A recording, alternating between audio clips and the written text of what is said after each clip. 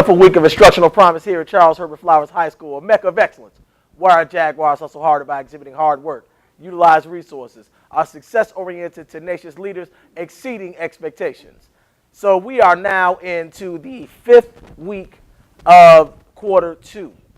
Now that means that progress reports are being prepared to be completed by teachers, and you need to make sure that you're having communication with your teachers, you're looking at School Max, you are making sure that you're staying on top of your grades, you're doing everything that you can do to be academically successful for the second quarter. Remember, we have 1,006 students on honor roll for first quarter. Our goal is 1,400 students on honor roll for second quarter.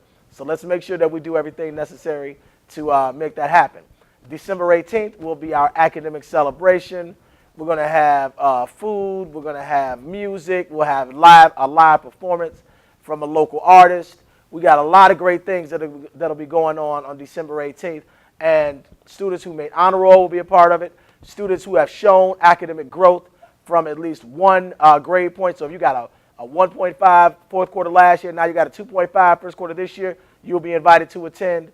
Also, students from they get recommendations from their administrator or from their teacher based on their individual academic growth will have the opportunity to participate as well. So that'll be on December 18th. We want to make sure that everybody is participating.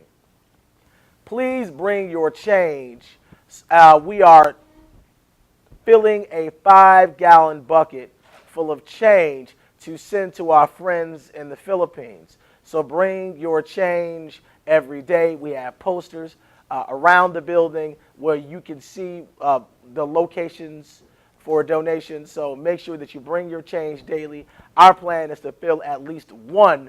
We like to do 2, but at least one 5-gallon bucket will change for our friends that were devastated by the typhoon in the Philippines. So let's make sure that we're supporting that initiative as well. So I need to talk to you guys about social media. And let me just say that I love it, and I think that it's outstanding, and it's a great tool to communicate. I'm not from this area. I'm from Chicago originally, and I get a chance to stay in contact with my family and friends through Twitter, through Facebook. So I'm a huge fan, and I think that when it's used in the right manner, that it's a wonderful tool. It's a great tool in the classroom. I know that we're using Twitter and Edmodo in the classrooms as a way to stay on top of our grades. Great tool to when it's used in the right manner. So let me start that off by saying I love it, and I think that it's a great tool. But let me also say that when it's misused, it can cause a real problem. And when you have people, so everything that you see that's posted on Facebook or on Twitter or anywhere else that you see, it doesn't mean you have to do it or have to be a part of it. So if I go out and leave right now and tweet, at 12 o'clock, we're all going to jump off the 3rd floor onto the ground, and any idiot who chose to jump off the 3rd floor to the ground and break his neck would just be a clown who participated in some nonsense. Well, Friday, the overwhelming majority of our students did the right thing.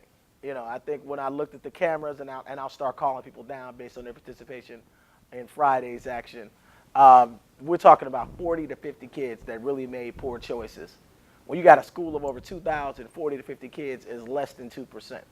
So when you've got that challenged 2% that wants to make bad choices, I want to make sure that the overwhelming 98% understand that we're very proud that they made the right choice. So when you see tweets that say you're supposed to drop dead at 12 o'clock, or when you see tweets that say tomorrow you're supposed to walk out, or any of that other nonsense, understand that 98, 99% of our students are going to do the right thing because they understand that that's just stupid. And just because you saw it as a tweet doesn't mean that you should participate in it. But the 2% that do participate in it, we're going to get you.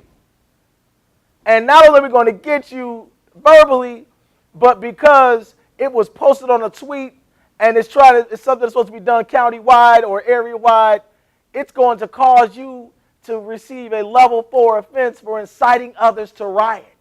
And inciting others to riot is an expellable offense.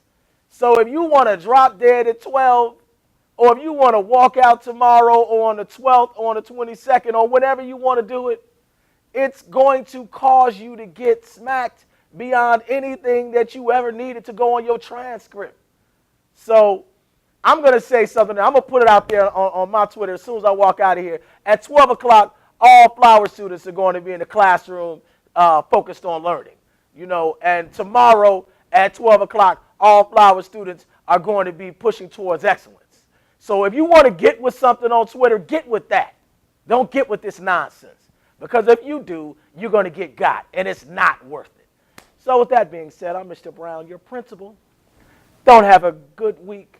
Have a great week and enjoy your Thanksgiving with your family and friends.